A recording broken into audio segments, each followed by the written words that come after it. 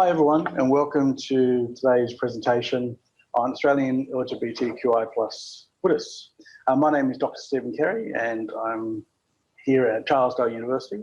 What I'm doing today is presenting my research on queer Buddhists, and this is the first part of this research, and I'm hoping to go through some of the early findings of what we have come up with so far.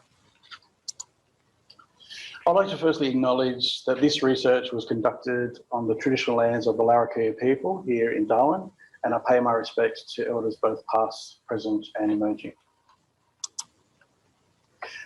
I want to start really at the end. So what generally we do in these presentations is go through a whole heap of key points and then do a summary at the end. But I'm going to start with my summary. So if you take nothing away from my research presentation today, there are 4 things I want you to remember. What we found was that more than half of the participants were reluctant to reveal their queer identities to their Buddhist communities. More than half had witnessed some form of sexism within their Buddhist communities. 1/3 had witnessed some form of homophobia within their Buddhist communities, and 16% had been told that their queer identity is not in keeping with the Buddha's teachings. Now I'm going to spend some time going through some of the detail of the research itself. But before we do that, let's have a look at Buddhism. So research has suggested that this prevailing image of Buddhism practice is the solitary meditator with eyes half closed who is sitting in the lotus position. It's been suggested that this image doesn't necessarily reflect the accuracy of Buddhist life, either across the world or here in Australia. Halof and colleagues state that there is little known about Buddhism in mainstream Australian culture. And certainly I've experienced this myself. When we talk to people about what Buddhism is, most people in the West have very limited or inaccurate view of what Buddhism really is. So let's have a little quick of a history. So bear with me if this is familiar to you. So Buddhism started with the Buddha, an historical person known as Siddhartha Gautama, and he was named the Buddha. Buddha really means enlightened one, so many people can be called the Buddha, but historically we refer to this as Siddhartha Gautama. He was born in Lumbini in what is now modern-day Nepal, and there's not really consensus on when he was born, but it was roughly 400, 500 BCE. For those who are not familiar with BCE, this is before the Common Era and replaces BC or Anno Domini. The Buddha came up with what we refer to as 4 noble truths, 4 main ideas of living life and achieving enlightenment, if you like. So we refer to these as the 4 noble truths. And the first one is that life is dukkha, which is often translated into English as suffering. But for most people who know multiple languages, you know that sometimes translating into English is sometimes problematic because it doesn't always capture the nuance of the original. So when we mean suffering, we don't really mean it in the same way we may see it in English. So dukkha, suffering. He argued that the origin of dukkha is wanting life to be different. So what he's really saying here is that no matter how much we live in our lives, we're always wanting the present moment to be different to what it is. So for example, if we're sad, we're wanting to be happy. But if we get happy, we're still wanting to stay happy. Whatever is making us happy, we want to keep that. So the wanting is always present. The third noble truth is that there is an end to dukkha. That is that this wanting causes us suffering and there is an ending to that. And the ending is known as the path, or the Eightfold Path, which I won't go into today, but these are the 4 noble truths, and this is really one of the few things that all Buddhists would generally agree with.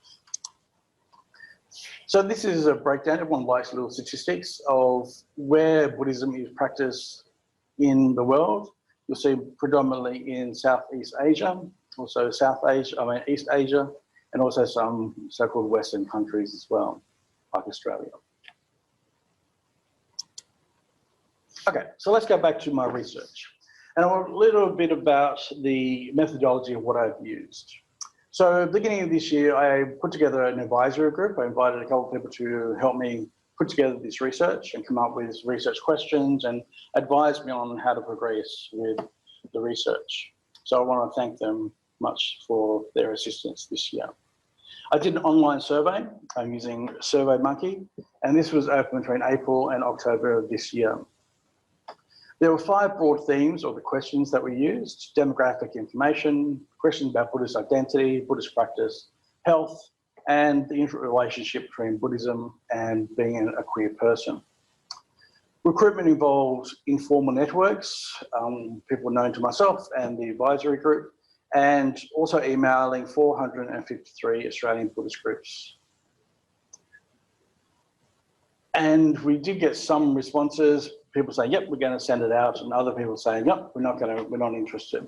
There was a bit of a hit and miss with that process. Rainbodhi, based in Sydney, is a queer Buddhist group, and they're great in assisting getting the word out about the research as well. And a shout out to Rainbodhi because they're celebrating their first year anniversary this week. So a little bit about myself and why I'm doing this research. So I'm Dr. Stephen Kerry, and I'm a lecturer here at Charles Darwin University in sociology. I identify as genderqueer, non-binary, and I use the pronouns they, them, and their. So I've been part of the queer community for 30 years, and I've always used my lived experiences as a guiding force for my research. And I've done a lot of research on gender, sexuality, particularly the last few years looking at transgender here in the Northern Territory, and also previously looking at intersex and intersex identity and lived experiences. I'm also a Zen Buddhist, and in 2019 I underwent my Jukai ceremony. I'm just going to pause while I put on my rakusu, and I was assigned the Dharma name called Monkey. So as you can see, I revealed this sort of information about myself because I feel as though this is the guiding force for a lot of my research. And I use my lived experiences as a way of understanding the world around us. So it's coming from a passion, a personal passion. And I use my skills as a researcher to help understand parts of the community that I'm interested in, and also that we really don't know much about. So let's go back to the responses. So we had 111 people who came to the website to do the survey. 20 were originally disqualified because they weren't Australian citizens or permanent residents, and 9 navigated away from the survey after completing a few questions. So not really enough to really include in the analysis itself. So we're left with 82 participants, and for an online survey in a relatively short period of time, this is a really good result. I designated the participants with P1 to P82, and as we go through this presentation, you'll see I'll refer to them in this way, and I also put their sexuality and gender in parentheses as a way of giving some information about who they are. A little bit about language. So we use the phrase LGBTQIA+, which for those who are not familiar with queer language and this terminology, this refers to lesbian, gay, bisexual, trans, queer, intersex, and asexual. This is not universal, that you will find some variation on this theme, but generally this is the most recent, and sometimes there'll be additions or subtractions from what we affectionately refer to as the alphabet. I generally won't use this acronym today because I'm dyslexic, and so sometimes saying the full letters gets confusing for me. So I'll use the word queer, but no insult is meant. Also, I've used the word Buddhist here, but not everybody who participated in this research does identify as a Buddhist. So I'm using it quite loosely to refer to people who both identify as Buddhists and who practice Buddhism. So please forgive me for not necessarily just limiting this to people who identify as Buddhists, but also people who engage in Buddhist practice as well. So a little bit of poetic license, if you will. Okay, so who were these queer Buddhists that participated? So I'm going to start with some of the little images to give you an indication of some of the detail. And we're going to go through some of these just to look at what is the demographics of the sort of configuration or the cohort of people that participated. So we had roughly the same amount of numbers for men and women, and there were a few people who used multiple identities, and there were a few people who used other terms such as trans, non-binary, genderqueer, for example. Similarly with sexuality, there were most people who identified as gay, lesbian or bisexual. Other terms such as straight, pansexual, polyamorous were also used. Equal numbers of people were in relationships as were single. And the people who were in relationships indicated that they were either in a relationship with one person, in a factor relationship, or they were married. A third of participants were currently living with a partner. A few were living alone and living with pets. And as somebody who lives alone with pets, I find that a really heartening statistic that I'm not alone in living alone with pets. There was a few skewed statistics in our research, one of which was age. So there were a significant skew towards people who are aged over 35. So there were only 13 people who were under 35. Almost half were aged between 35 and 55. And there were 30 people who were aged 55 or over. So this is quite significant in terms of understanding the demographic that we're talking about today. There was also a skew in terms of ethnicity. Most participants were of Caucasian or European descent. And more than half were born in Australia. Most participants spoke English at home. 14 spoke an Asian language such as Mandarin. 6 spoke a European language like French. And 1 person spoke Afrikaans. Another skewed statistic was the number of people who were living in New South Wales. So more than half, about half of the participants lived in New South Wales, and fewer lived in the other states and territories. Not surprisingly, 3/4 of participants lived in a capital city. So this would be expected as well. 10 lived in a remote area. This is an area with less than 10,000. There were 8 people who lived in a non-capital city. So this is a city with more than 100,000. And there were 7 who lived in a regional town. This is between 10 and 100,000 people. Another significant skewing was that most participants possessed a university education. And of those, more than half had a postgraduate qualification, such as a graduate certificate, a master's degree, or a PhD. There were slightly more participants who were employed than out of the workforce. Most people who were employed full-time, or sorry, half of them were full-time. And of those out of the workforce, being retired was the most common. I asked participants to self-rate their physical and their mental health, and over half rate their physical and mental health as either good or very good. We also invited participants to participate in what's called the Kessler Psychological Distress Scale Test. And this is a standard wellness test that you may do if you go to see counselling or go to your GP. And 3/4 of participants were considered to be likely to be well. In 2017, Australia passed the marriage equality laws, and this was after a lengthy debate regarding whether or not these laws should be passed. And as a result, research has suggested that this debate had a negative impact upon queer Australians. I included a question regarding not just the marriage equality debates, but also the current religious freedoms debates. And participants indicated that both these debates, the marriage equality debate and the current debates about religious freedoms, have had a negative impact upon their mental health.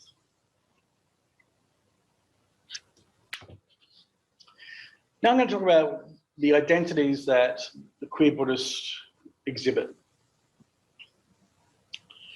So first I asked participants to recall what answer did they give to the 2016 census question, the religious question in the census. Most participants stated that that their religion was Buddhism, and 15 indicated that there was no religion. I also asked participants to reflect on whether they would answer the same question the same way, and most participants said that they would answer the question the same way. Those who would change their question, half of whom would change it to Buddhism today. Also, half the participants self-described themselves as being religious.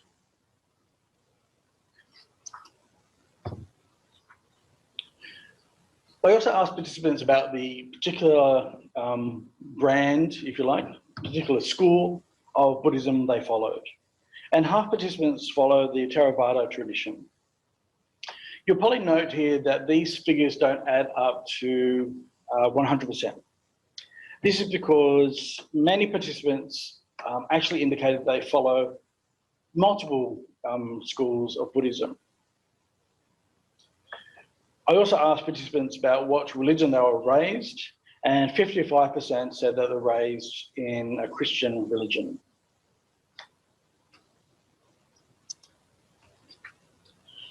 Next, we talk about what sort of practices do Buddhists do. And most currently attend or engage with a Buddhist group, centre, or temple. Those who don't attend a Buddhist group say this is because there is nothing nearby that they can access, they don't think they will be welcome, or they don't need to practice something in public, that it's a very private affair for them. Those who said that they had an at-home practice, 94% said that they do sitting meditation. Other activities they do at home is reading books, listening to talks or videos. I'm reading books, just said that.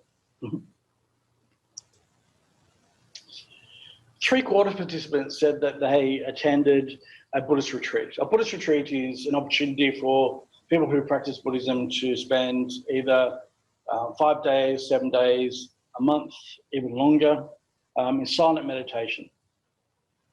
Those who say that they haven't attended a Buddhist retreat said this is because of either lack of interest or financial or family reasons.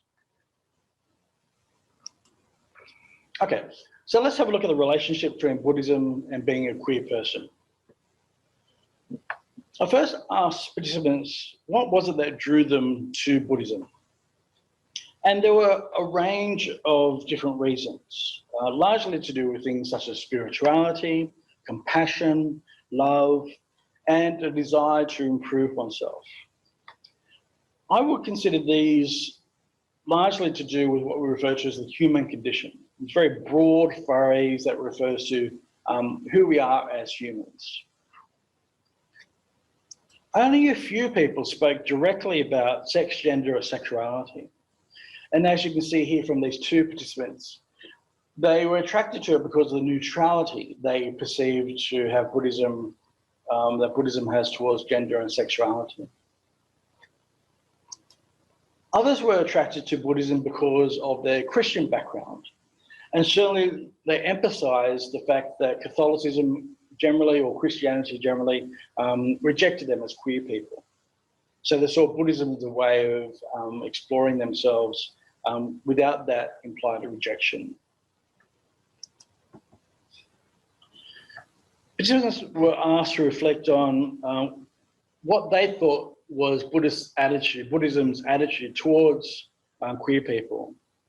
And on average, they rated this as quite neutral, as neither negative or positive. I also asked participants to describe the relationship between being a queer person and being a Buddhist. And on average, they referred to this as a quite positive relationship.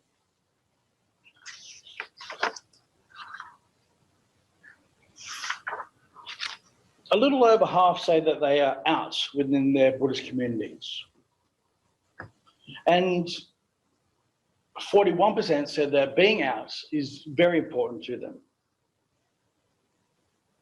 For some, however, being out is complicated because of either their identity or their lived experience. So for example, P11 here says that they're still in the process of transitioning, so they're not out in terms of who they are. P23 here says that they're a bisexual person in a heterosexual relationship, and it's very difficult to be out. But they do go on to say that if they're ever assumed to be straight, they always correct that assumption.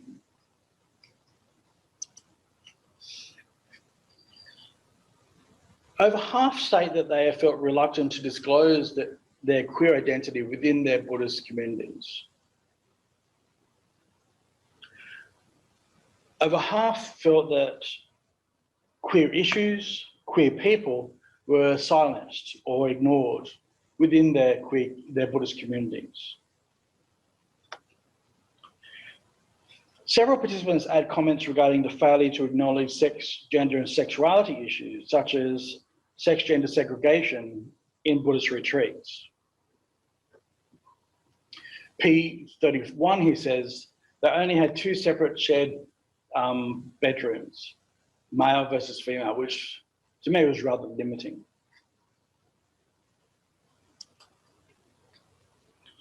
Eleven participants, or 16%, have been told that their queer identity was not in keeping with Buddhist teachings. P6 here says that they were told by some people it's wrong sex conduct. Some stated that they were told this by monastics, by Buddhist texts, Buddhist teachers, family members, and lay members of their Buddhist community.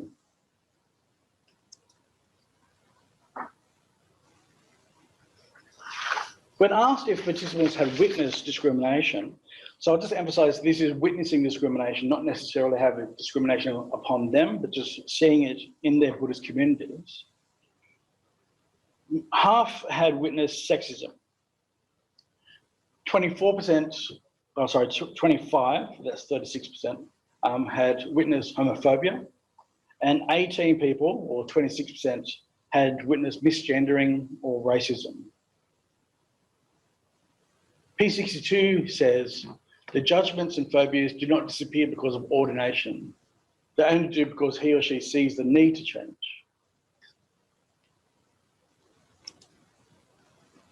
Okay, so there's some conclusions that we can walk away with from this research so far. So when I compare this cohort of queer Australians to other research that looks at queer Australians, we can say that queer Buddhists are less likely to be born in Australia, more likely to live in New South Wales, they're more likely to be older, they're more likely to have a university education, and they're more likely to have good mental health when compared to queer Australians generally. In other demographics, this sample is quite representative of queer Australians generally. In terms of Buddhism, we can suggest that queer Buddhists do not necessarily have an attraction to Buddhism because of issues related to sex, gender, or sexuality.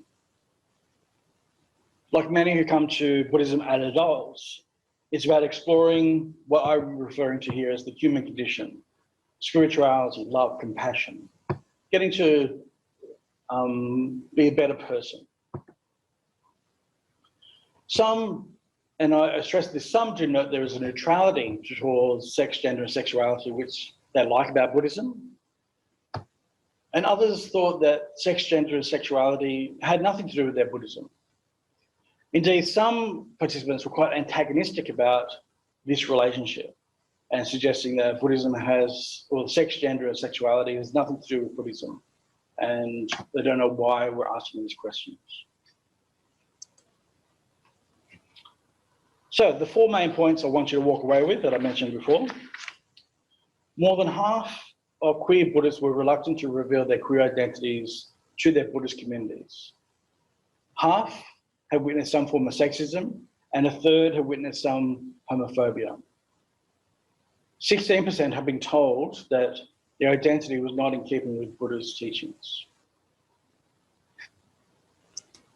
So what's next? So I'm going to take these early findings and explore them further in in-depth interviews next year. So I want to explore a lot of these issues. I want to explore why isn't sex, gender and sexuality one of the reasons that people are drawn to Buddhism? What is it about sex, gender and sexuality that's not a significant part of Buddhism? What are these experiences of homophobia, sexism, racism? To explore and maybe tease out those stories, those narratives a little bit further. I'm also interested in exploring this idea of the human condition and those aspects of Buddhism that people find attractive. I'm also interested in looking at antagonism. Why are people so antagonistic about this idea of exploring sex, gender, and sexuality within Buddhism? But that's next year. At the moment, I have a report that is ready to go, or should be ready to go after the weekend, that if you are interested in, you can contact me and I can send you an email copy. If you're interested in the research generally, feel free to reach out and contact me. I'm not doing recruitment for the in-depth interviews yet, but if anyone is interested, feel free to let me know and we'll keep your name ready for you. And that's been done. Thank you. I'm going to turn over to Katrina. All right. We do have a question in the chat.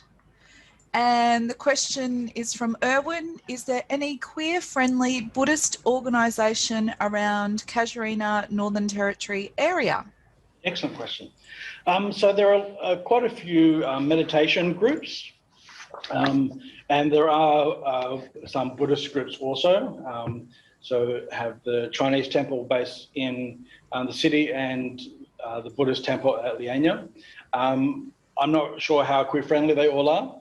I think Darwin's such a small community, so it's hard to say. Sorry.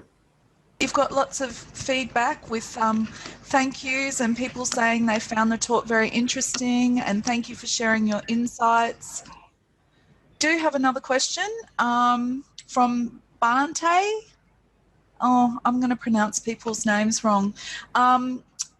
The question is, 50% saw sexism. I'm wondering if that was a response that was gendered.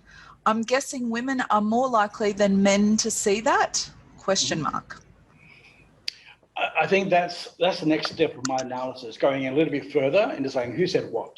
So this analysis is really just very broad strokes over the top. Now I'm going to go in and have a look a bit more closely about who said what. But I think you're right that there is a tendency for people to see sexism when they may experience it more themselves. But I do have a memory that some of the men did actually notice that as well, yes. Lovely. We've got someone asking if it's okay to share your paper with their online Buddhist groups. Absolutely. So if you want to get a copy of the report, I'm happy to make that can be made public. I've just got a few more tweaks to make over the next couple of days. But once I've made them, I can send you a copy of the report and that can be shared as well. Absolutely. So what we'll probably do, Northern Institute has, we're recording this seminar, so that will be edited and put together. Stephen has said that he would kindly share the slides, and that will be put up on our website. So we could also put your paper up as well, Stephen. Yeah. Yeah. So all of this information will be shared on our social media and on our website, so keep an eye out for that. Yeah. One thing I'd like to do with my research isn't just about academia, like getting a book published or going to conferences. It's about making sure that the information I come up with is accessible to the community. So I'm a member of the community and I want that information to be shared. Brilliant. That's fantastic. Well, I can't see any more questions unless... Do you have any questions, Katrina? Actually, we've got one more. There we go. An anonymous one. I'm doing research methodology using Buddhist theories and praxis. How important is it to acknowledge as a married woman, in brackets, to a man, that I've a bisexual past? This is a great question. This is one I'm very committed to, I guess, as a queer person, that I think research should be positioned from subjectivity, so your subject position, where you come from, where your identity is sitting. And I think that acknowledges that it's a point of view. You have a point of view. And certainly if you're an insider or an outsider to a particular group, that's also important for the audience to know. So previously my research on trans people in the Northern Territory, I position myself outside of that discourse of trans. So I identify as non-binary gender queer, but I don't identify as trans. So I think that sort of subjectivity is important to say up front so people know where you're coming from. But I also think it's a personal choice, that there's no, you must do this. It's about how do you feel about exploring that part of yourself and revealing that to the audience, I think. But I think at the very least you should explore that in the setting up of methodology and coming from that point of view. So my background is in feminism and feminist theory and queer theory, and a lot of that feminist theory and queer theory, certainly in terms of research, is about setting up yourself, your subjectivity and where you're coming from in terms of the subject and the topic matter that you're talking about. Excellent. I do have another question with a comment saying that it's good to have this info available and very useful to help us have these conversations with our Buddhist centres to make sure we're being more inclusive. Do you have any suggestions for how Buddhist centres can be better allies to Rainbow Buddhists? I have many, many suggestions. I think it's about that conversation. I would hope that most Buddhist groups would have an opportunity for people to discuss topics as they arise in the media, in popular culture, whatever it might be. The Buddhist group, the community can talk about that. I know that's not always possible. And I think that would be what I encourage the most, is that the conversations take place. In my research, I asked participants to indicate what Buddhist groups they attend, what Buddhist retreats they've attended, and I de-identified all the results. So anytime I ask questions like that, I remove that question from the data and put it into a separate file, if you like. So I wouldn't be able to say, well, this person went to this Buddhist community, if you like. But what I did notice from that list of people who actually told me what Buddhist groups they go to, it fell into every state and territory had a Buddhist group included. These were capital cities, these were regional areas, these were a range of different Buddhist traditions. So it indicated to me there are queer people in Buddhist groups all over the country. And so all Buddhist centres, all Buddhist groups need to have these conversations, because there are queer people in their centres. They probably don't know it. So they should be having these conversations. They should be asking those questions. How can we be allies? and they should be asking them of their own community groups. But it's an ongoing project, as Bhante knows, and we'll be hopefully with the ongoing project into the next phase next year, we'll make it more public and perhaps getting more public recognition and more conversations started, I think. Thanks, Bhante. Terrific. And we have another question. Do you know of any research about LGBTQIA plus Buddhists in Latin America countries? The short answer is no, because I have focused mostly on Australia, but that doesn't mean it doesn't exist. I think this is still a relatively new area of research. I think over the last 20 years, there's been a lot of research of queer people within Islam, Christianity, Judaism, but not necessarily Buddhism, in terms of actual research of queer people during actual interviews and things like that. So it's still relatively new. There's some United States studies, but I think in other countries it's relatively new, which I think is interesting in itself. I think it says a lot about where our focus is as a society. We're more interested in some religions and not others. Even though Buddhism has relatively the same number of people. So in Australia, the same number of Buddhists in Australia as there are people who follow Islam. Okay, and I just wanted to mention that that question was from Ileana, I'm sorry if I've pronounced that wrong, who is zooming in from Mexico. Yes, thank you. And another question from Eva, is there any existing group / community / Buddhist spiritual leaders that interprets the Buddhist sutras through an LGBTQIA lens? The answer is yes. Can I name them? No. So I can get you in contact with them and let you know. But there is a lot of literature about how to see the Buddhist texts from a queer point of view, absolutely. And organisations like Rainbodhi have a great connection with lots of queer practices across the world. So it's really good. You can tap into that as well as a resource. But always feel free to shoot me an email and I can look into it further. So with Ilana, if you want more information about Mexico or South America, shoot me an email and I'll try and look into some more information for you. I'm just adding your email address to the chat now. Mm-hmm. Sure. I think... Any questions about my rocket suit?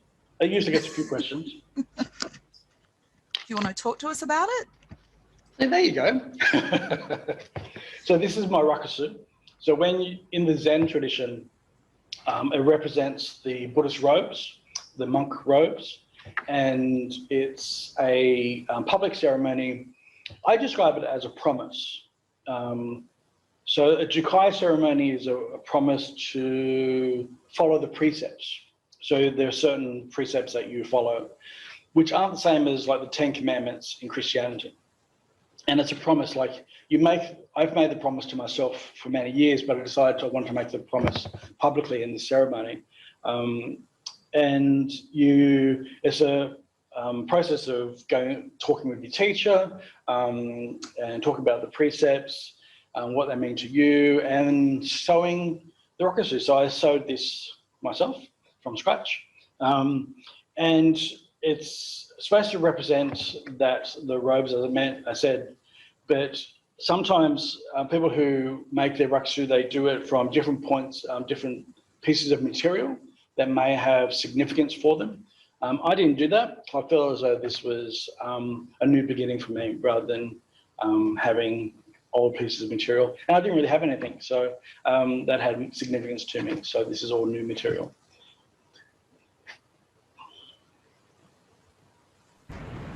Okay, we do have, Paul's got a question. Hi, Paul.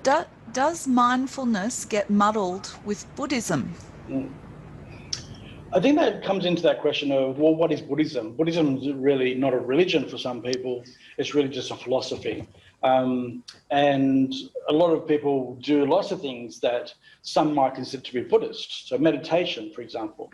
And mindfulness is just a practice that anybody can do. And lots of people get attracted to Buddhism from different religious backgrounds because they're interested in those practices of mindfulness, meditation. And it doesn't really change them being a Christian or a Jew or Muslim. So I think there is sometimes that grey area about what belongs where. So mindfulness can be seen as Buddhism, and Buddhism can be seen as mindfulness. They can be both the same and not the same at the same time, this is my non-answer. Thanks, Paul. Actually, Erwin has just come in and said, I was told by Buddhist monks and nuns that they're happy to convert me from being a bad karma gay person into normal. Would this be the mainstream response from Buddhist organisations usually in Australia?